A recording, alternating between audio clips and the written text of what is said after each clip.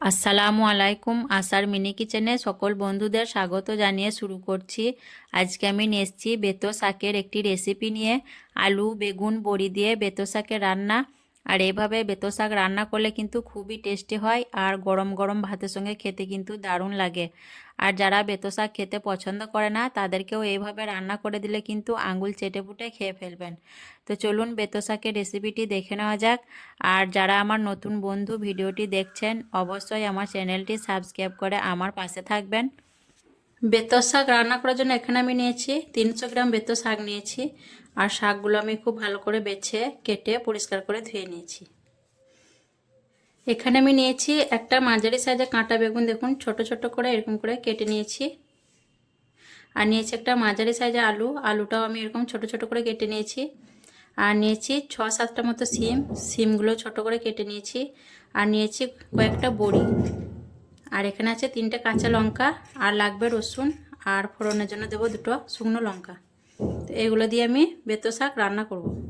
রান্নার জন্য আমি গ্যাসটা অন করে একটা কড়া বসিয়ে দিয়েছি, আর দিয়ে দিচ্ছি পরিমাণ মতো সরষের তেল।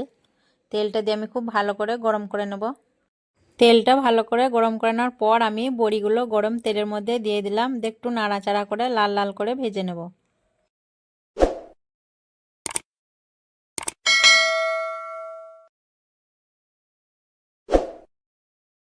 বড়িগুলো দেখুন বেশ লাল করে ভাজা হয়ে গেছে, এখন তুলে নিচ্ছি।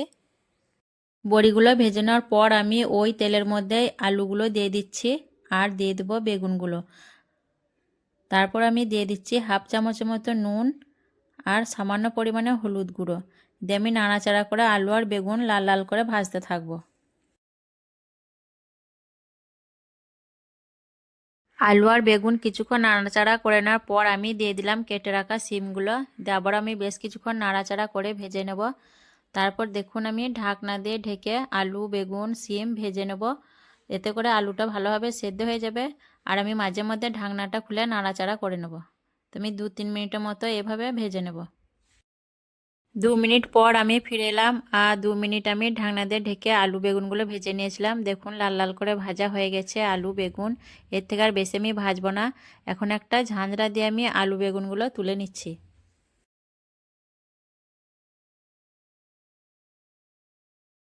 ওই গরম তেলের মধ্যেই দিয়ে দিচ্ছি অল্প পরিমাণের কালো জিরে, 2টো শুকনো লঙ্কা মাঝখান থেকে ফাটিয়ে দিচ্ছি, আর থেতো করা রসুন দিয়ে আমি নেড়ে চেড়ে ফোড়নটা খুব ভালোভাবে ভেজে নেব, যতক্ষণ অবধি ফোড়ন থেকে একটা সুন্দর গন্ধ বেরিয়ে আসছে।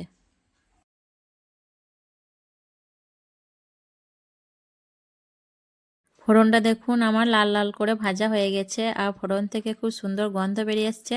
এখন আমি দিয়ে দেবো আগে থেকে কেটে বেছে রাখা শাকগুলো। আর শাক রান্নার মধ্যে আমি কিন্তু পানি ব্যবহার করব না, যেহেতু শাক থেকেই পানি ছাড়বে। আর দিয়ে দিচ্ছি অল্প পরিমাণে নুন, 3টে কাঁচা লঙ্কা চেরা, আর অল্প পরিমাণের হলুদ গুঁড়ো দিয়ে আমি নাড়াচাড়া করতে থাকবো শাকটা যতক্ষণ অবধি একটু নরম হয়ে যাচ্ছে।